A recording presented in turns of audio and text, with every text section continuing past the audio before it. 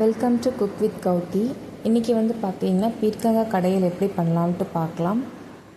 ஒரு பீர்க்கங்காய் எடுத்துக்கோங்க. தோலை சீவிட்டு சின்ன சின்னதாக பொடியாக கட் பண்ணி வச்சுக்கோங்க.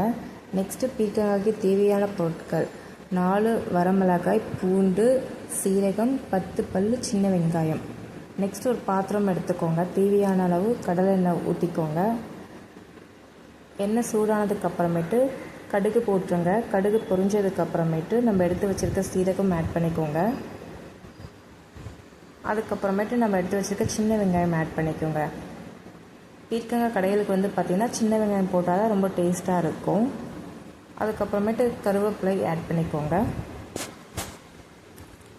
நல்லா கலந்து எண்ணெயிலே கலந்து விடுங்க. சின்ன வெங்காயம் பார்த்திங்கன்னா கண்ணாடி பதத்துக்கு வதங்கணும். நெக்ஸ்ட்டு நம்ம எடுத்து வச்சுருக்க 4 வரமிளகாய் சேர்த்திக்கோங்க எண்ணெயிலேயே. வரமிளகாய் பார்த்திங்கன்னா எண்ணெயிலே சேர்க்காதீங்க, சில நேரத்தில் தீஞ்சு போயிடும். ஸோ அதனால் பார்த்திங்கன்னா வெங்காயம் சேர்த்ததுக்கப்புறம் வரமிளகாய் சேர்த்திக்கோங்க. அதுக்கப்புறமேட்டு நம்ம எடுத்து வச்சுருக்க பீர்க்கங்காய், பொடியாக கட் பண்ணி வச்சுருக்க பீர்க்கங்காய் பாத்திரமில் சேர்த்திக்கோங்க. சேர்த்து நல்லா கலந்து விடுங்க.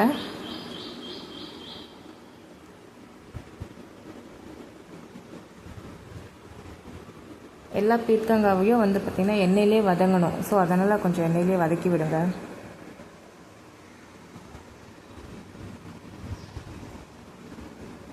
பாருங்கள், எண்ணெயிலே வதக்கினதுக்கப்புறம் ஆல்ரெடி தண்ணி வந்துருச்சு.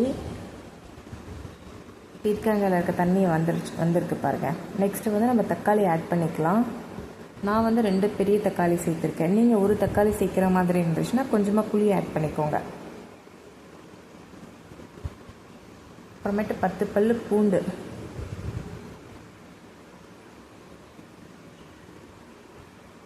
இப்போ நம்ம எடுத்து வச்சிருக்க மஞ்சத்தூள்,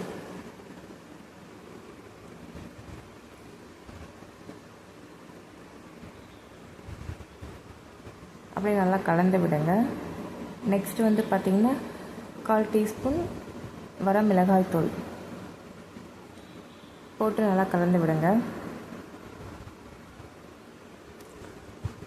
அப்புறம் கல் உப்பு சேர்த்திக்கோங்க.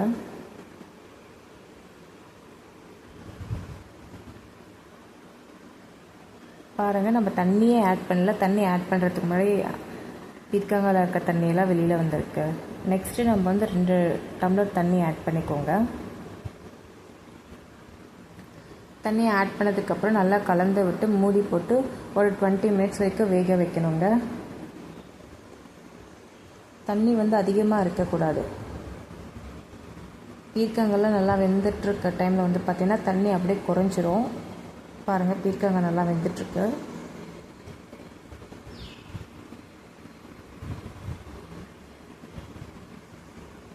பாருங்கள், இந்த சமயத்தில் பாருங்கள் தண்ணியாக கம்மியாக இருக்குது பாருங்கள். ஸோ பீர்க்கங்காய் வெந்துருச்சு. நம்ம மூடி போட்டு ஒரு 10 மினிட்ஸ் விட்டுடலாம். ஸ்டவ் ஆஃப் பண்ணிடுங்க. இந்த சமயத்தில் ஸ்டவ் ஆஃப் பண்ணிவிட்டு மூடி போட்டுருங்க. நான் பார்த்திங்கன்னா 10 மினிட்ஸ் கழிச்சு தான் மற்ற எடுத்து கடையவே ஆரம்பித்தேன். நீங்கள் சூடாகவே கடைய பழக்கமாக இருந்துச்சுன்னா நீங்கள் கடைஞ்சிக்கிங்க, ஒன்றாகாது. நான் பார்த்திங்கன்னா 10 நிமிஷம் தட்டு போட்டு மூடி வச்சதுக்கப்புறம் தான் நான் கடையிறேன்.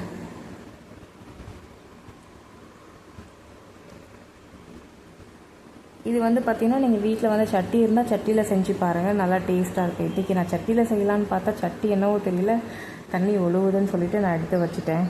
சட்டி ஓட்டையாயிட்ருக்கு போல். நீங்கள் சட்டியில் செஞ்சு பாருங்கள், டேஸ்ட்டாக இருக்கும். இப்போ பாருங்கள், பீர்க்கங்காய் கடையில் நான் ஃபுல்லாக கடைஞ்சி எடுத்துட்டேன். அந்த கன்சிஸ்டன்சி எப்படி இருக்குன்னு சொல்லி பாருங்கள். இப்படி தான் இருக்கும். ட்ரை பண்ணாதவங்க வீட்டில் ட்ரை பண்ணி பார்த்து சாப்பிட்டுட்டு எப்படி இருக்குன்னு சொல்லி சொல்லுங்கள். நீங்கள் சுடுசோறில் பார்த்திங்கன்னா பீர்க்கங்காய் போட்டு நெய் ஊற்றி சாப்பிட்டு பாருங்கள், அவ்வளோ டேஸ்ட்டாக இருக்கும். நெக்ஸ்ட்டு கடைசியாக பார்த்திங்கன்னா கொத்தமல்லி ஃபினிஷிங்கில் போட்டுருங்க. எப்போவுமே எந்த ஒரு சமையல் செஞ்சாலுமே கொத்தமல்லி போட்டு க்ளோஸ் பண்ணி விடுங்க. அப்போ ஒரு நல்ல அரோமா வாசனையாக இருக்கும்.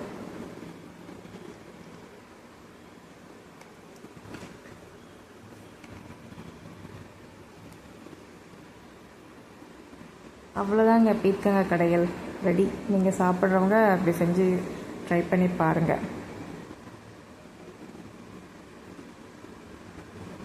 ட்ரை பண்ணாதவங்க ட்ரை பண்ணி பார்த்துட்டு எப்படி வந்திருக்குன்னு சொல்லிட்டு கமெண்ட் செக்ஷனில் கமெண்ட் பண்ணி சொல்லுங்கள்.